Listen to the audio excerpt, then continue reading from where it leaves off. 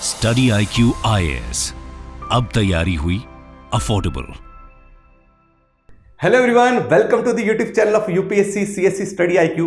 दोस्तों, इस वीडियो में जो आज मैं आपको बताने जा रहा हूं, मुझे भी बहुत प्राउड फील हो रहा है और आप सब भी बहुत प्राउड फील करेंगे इस वीडियो को देखते हुए। क्यों?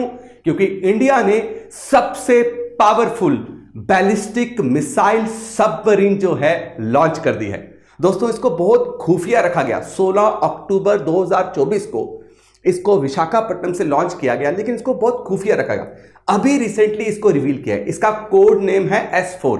अभी इसको नाम पूरा नहीं दिया गया, अभी नाम देंगे। जैसे INS अरिहंत था, अरिघात था, इसको भी एक नाम मिलेगा, लेकिन अभी इसका कोड नेम है S4।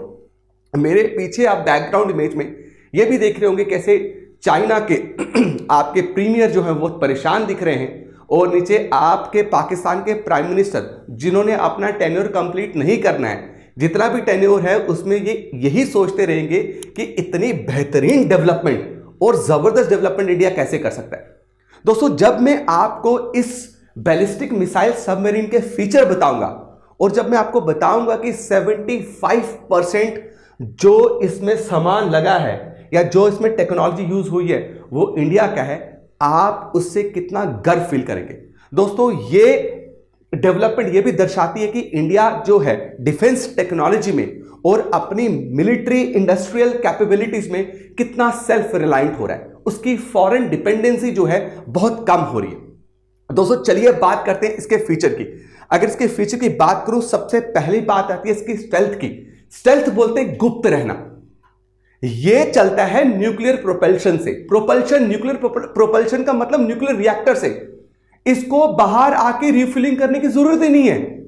यह न्यूक्लियर रिएक्टर्स की मदद से इसको एनर्जी मिलेगी और अपना काम करते रहेगा। यानी कि यह समुद्र के अंदर बहुत लंबे समय तक एक ही जगह में छुप के घात लगा सकता है।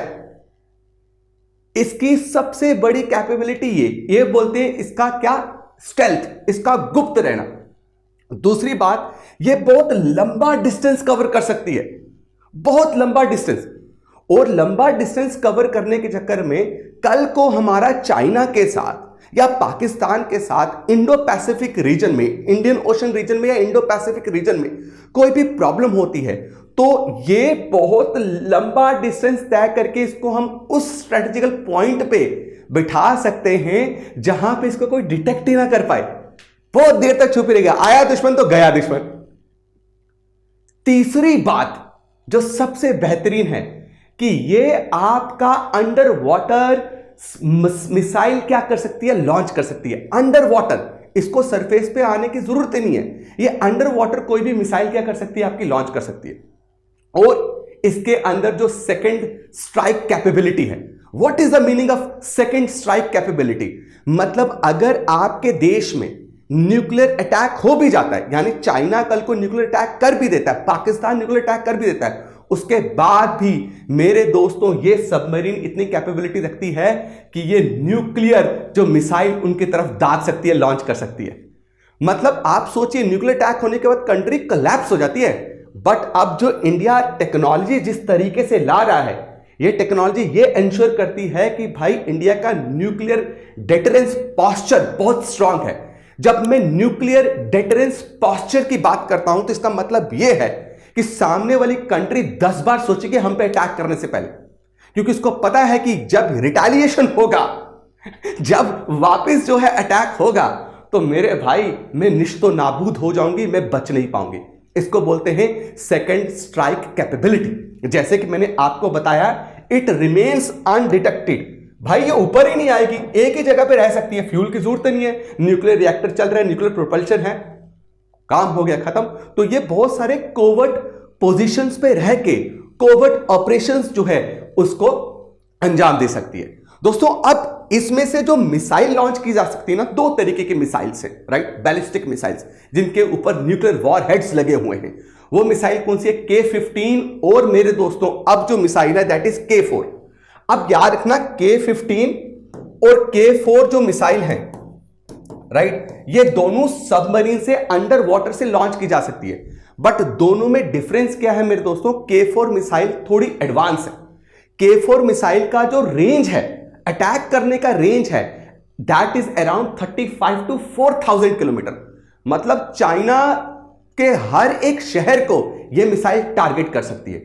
और सबसे बड़ी बात, ये जो K4 मिसाइल अगर आपकी सबमरीन लॉन्च करती है तो इसकी न्यूक्लियर कैपेबिलिटी और इसका नेविगेशन और गाइडेंस सिस्टम इतना बेहतरीन है कि किसी भी डिफेंस आपके मैकेनिज्म को पूरी तरीके से तोड़ के कंट्री की सिटीज को तबाह कर सकती है। जैसे आपको पता है इजराइल में अभी कितने आपके ड्रोन अटैक किए ईरान ने, बट वो सारा डिफेंस मैकेनिज्म, उसका सिस्टम वो ऐसा था कि वो मिसाइल जो है इजराइल पे गिर ही नहीं पाई। लेकिन ये मिसाइल ऐसी है कि कल को अगर पाकिस्तान और चाइना हम पे अटैक करता है तो उनके पूरे डिफेंस सिस्टम को तोड़ के उनके सिटीज को बुरी तरीके से निश्तो नाबूद कर सकती है आपकी K4 missile. Are you getting my point? और इसका रेंज कितना है? That is 35 to 4000 kilometre.